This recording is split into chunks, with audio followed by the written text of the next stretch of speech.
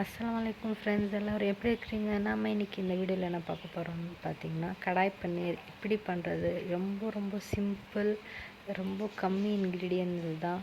So first நம்ம இன்றைக்கி என்ன எடுத்துருக்குறோன்னு பார்த்தோம்னா பன்னீர் ஹோம்மேட் பன்னீர், ஃப்ரெஷ் கவுஸ் மில்க் பார்த்திங்கனாலே நல்லா எல்லோ கலரில் இருக்கும்.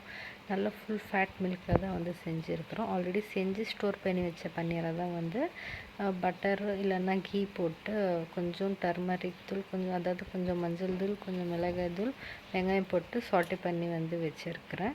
ஸோ இன்னொரு சைடில் நல்லா ஒரு 1 to 2 டேபிள் ஸ்பூன் ஆயில் போட்டு ஃபைன்லி சாப் பண்ண ஆனியன்ஸ், அதே மாதிரி டொமேட்டோ கூட நல்லா கொஞ்சம் கொரப்புன்னு பேஸ்ட் அரைச்சிக்கோங்க, ரொம்ப ஃபைன் பேஸ்ட்டாக இல்லாமல்.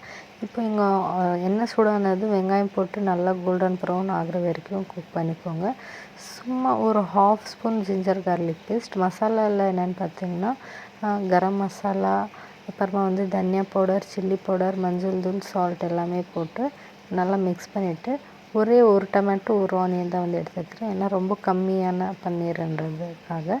இது எல்லாமே நல்லா குக் ஆகணும், அதாவது எண்ணெய் நல்லா பிரிஞ்சு வரணும். 3 க்ரீன் சில்லி, அதாவது 3 பச்சை மிளகா போட்டிருக்கிறேன். நல்லா குக் ஆகணும்.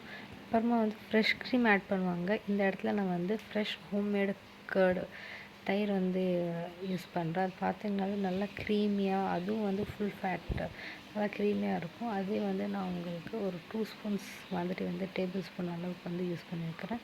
எல்லாமே நல்லா சேர்த்து மிக்ஸ் பண்ணிக்கோங்க. அதே நல்லா குக் ஆகணும்.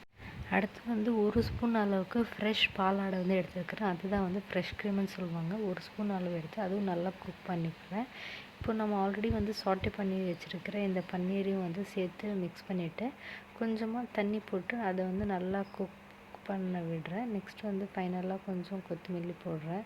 அப்புறமா கொஞ்சம் கஸ்தூரி மேத்தி, இது எல்லாமே போட்டு நல்லா குக் ஆகணும். இந்த கிரேவி செய்கிறதுக்கு ஒரு 5 மினிட்ஸ் இருந்தால் போதும். ஈஸியாக இந்த கிரேவி செஞ்சிடலாம். அதுவும் இல்லாமல் நீங்கள் டேஸ்ட் பண்ணிங்கன்னா நீங்கள் மறுபடியும் இந்த கிரேவி செஞ்சிட்டே இருப்பீங்க. அவ்வளோ டேஸ்டியாக இருக்கும். நீங்கள் ஹோம்மேட் பன்னீர் செஞ்சு ஆல்ரெடி ஒரு நாள் முன்னாடி ஸ்டோர் பண்ணிட்டீங்கன்னா நெக்ஸ்ட் டே இது செய்கிறதுக்கு ரொம்ப சிம்பிளாக இருக்கும். சப்பாத்தி கூட ரொம்ப சூப்பராக இருந்துச்சு. அது மட்டும் இல்லாமல் ரைஸ் கூடவும் ரொம்ப நல்லா தான் இருந்துச்சு. வீட்டிலே பன்னீர் செய்கிறதுனால நமக்கு ஃபுல் ப்ரோட்டீன்ஸும் கிடைச்சிடும். எந்த ஒரு கெமிக்கல் ப்ரிசர்வேட்டிவ்ஸ் எதுவும் ஆட் பண்ணாமல் செய்கிறதுனால. இந்த வீடியோ உங்களுக்கு பிடிச்சிருந்துச்சுன்னா லைக் பண்ணுங்கள், மறக்காமல் நம்ம சேனலை சப்ஸ்கிரைப் பண்ணிவிடுங்க. தேங்க்யூ.